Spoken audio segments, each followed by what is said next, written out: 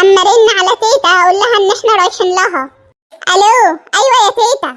الو، ازيك يا سوسو؟ عامله ايه يا حبيبه تيتا؟ بقولك ايه، انا عاملالك مفاجاه. خير يا رب، ما تكونش مفاجاه كل مره. احنا جايين لك النهارده، انا وبابا وماما واخواتي. جايين فين؟ فرحيني. جايين عندك نتغدى معاكي ونقعد يومين. هي مفاجاه كل مره. ايه اللي جايبكم في الساعه دي؟ الدنيا بتشتي، هتزفلطوا. المية بتاعت الشتا هتدخل في ودانكوا تشويكوا. خايفة علينا يا تيتا؟ ما تخافيش، هنيجي في التوك توك. ما هو التوك توك هيعييكم، وبعدين هو التوك توك بيعرف يمشي بيكم والدنيا ناشفة لما هيمشي بيكم والدنيا ملبوخة كده؟ وبعدين هيشيل الجيش ده كله ازاي؟ التوك توك هيغرس في الطين ومش هيطلع، وهتجيبوا أجل التوك توك. ما تخافيش يا تيتا، احنا هنزق التوك توك لحد باب البيت.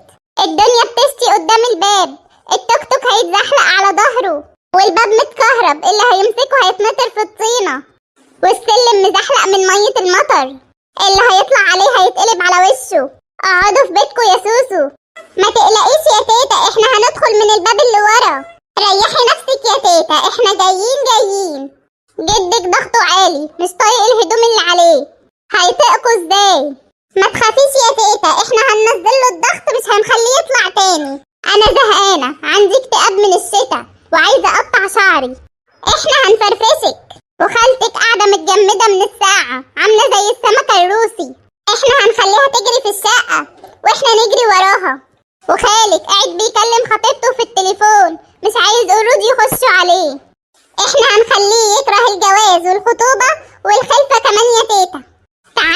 تعالوا يا سوسو، يلا هتأثروا عمر تيتا في الدنيا، وهتخلصوا على العيلة كلها. انتوا هتقطعوا نسلنا من الدنيا. خالك وخالتك قاعدين بيدعوا طول النهار انها تيجي من عند ربنا وما يخلفوش، والبركة فيكم، عقدتوهم. ربعاية يا تيتا ونكون فوق دماغك.